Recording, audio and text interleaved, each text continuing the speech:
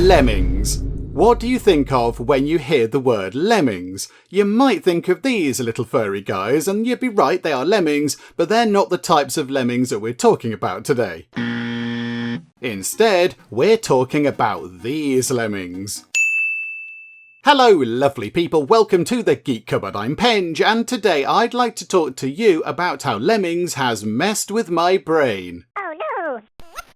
So of course, these adorable little chappies are from the video game Lemmings, which some of you might be familiar with, you might have played the game before, and therefore you might be thinking, Lemmings, how can those lovely green-haired critters possibly mess with your brain? Whereas others amongst you, not played the game before, might be thinking, what are those things? Green-haired critters, what are you waffling on about? What is this? So a quick recap for those unfamiliar with the video game Lemmings. The idea is quite simple in practice. On a 2D game map viewed side on, you need to guide your gaggle of mindless lemmings from their entry point, which is weirdly a trapdoor in the sky, don't ask, to a set exit point somewhere else on the level. On each map there are various obstacles like solid walls and spinny blade traps and fatal drops and all that kind of stuff, but to help you out with this, on each level you had a certain number of skills that you could assign to the lemmings. These skills included such mighty powers as blockers, who block the path of the other lemmings, climbers, who could climb vertical faces until they reached the top, bashers, miners and diggers, who could dig through the terrain in different ways,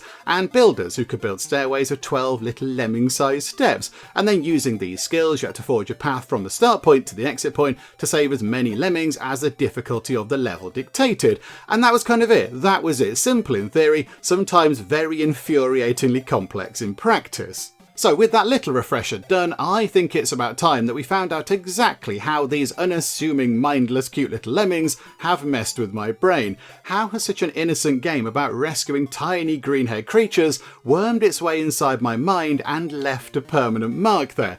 Okay, so here we go. Here's the thing though. Please don't judge me on this. Just go with it. It's going to be fine. Don't judge me. But the thing is about this, I see lemmings levels in everyday situations. I just see a thing, and it could be literally anything, and then I'll make a lemmings level out of it in my brain.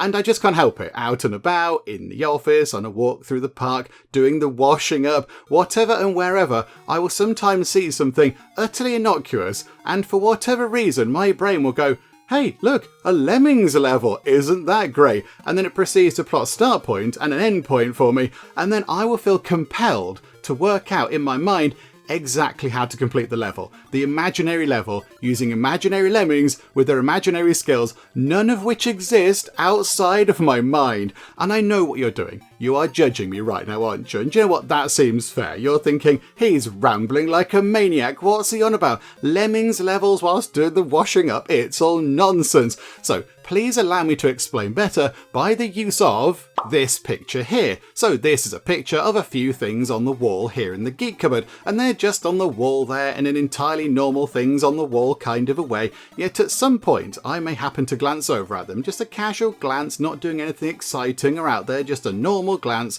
and my brain will go, hey, lemmings, brilliant, let's do this, and I will see this in my mind's eye. So first, there's the entry trapdoor where the lemmings enter the level, and there's the exit point where we need to get them to, and then that's it. Then the whole thing is in motion, so the lemmings will drop out the trapdoor and head to the right, but oh no, we need to stop them before they fall to their doom, so I put some blockers in to get in the way, and then I'd have to use a miner to dig a diagonal tunnel down here underneath that blocker, and then once they were through the other side, I'd then use a builder to build a little bridge across the gap, and I just hope they did it very quickly so the rest of the lemmings wouldn't tumble off the incomplete imaginary bridge, and then that would be it. Ta-da, they'd make it over, and the imaginary level for the imaginary lemmings would be imaginarily complete. Wonderful.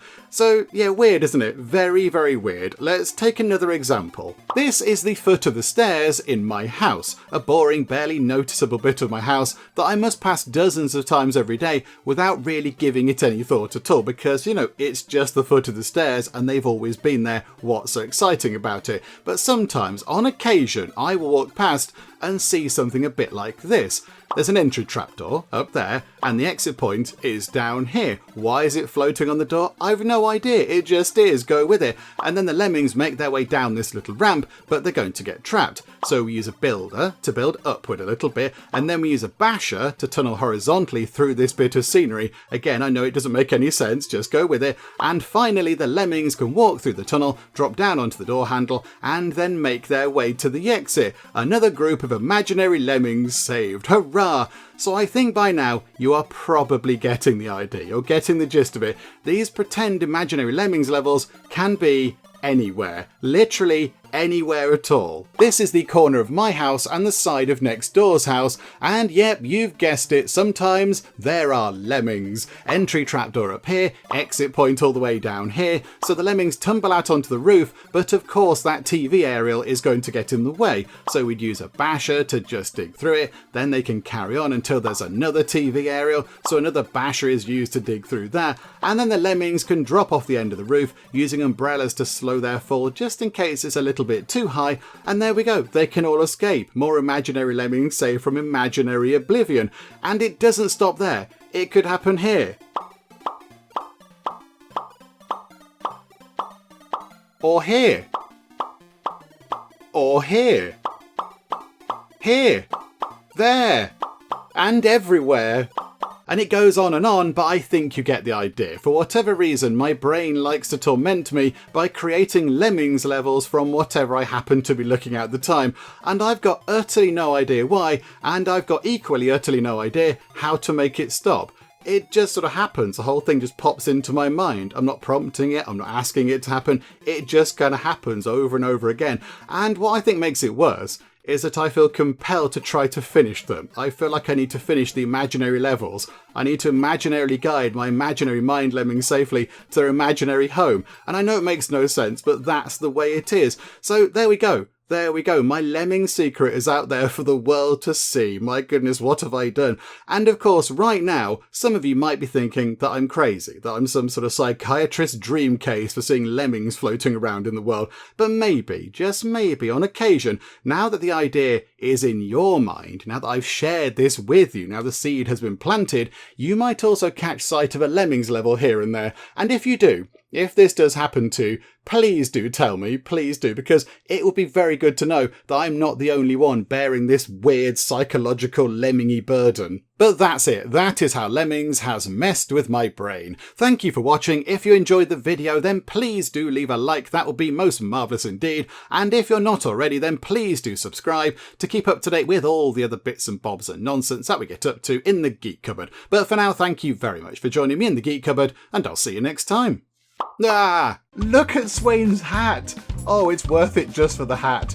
Oh, it's so pointy. Oh my goodness me. Okay, right, we might have to deploy the decency mugs there. Things are going to get a bit weird, everybody. Buckle yourselves in. I am in the throes of ecstasy, aided by a shoe. He's kept his hat on.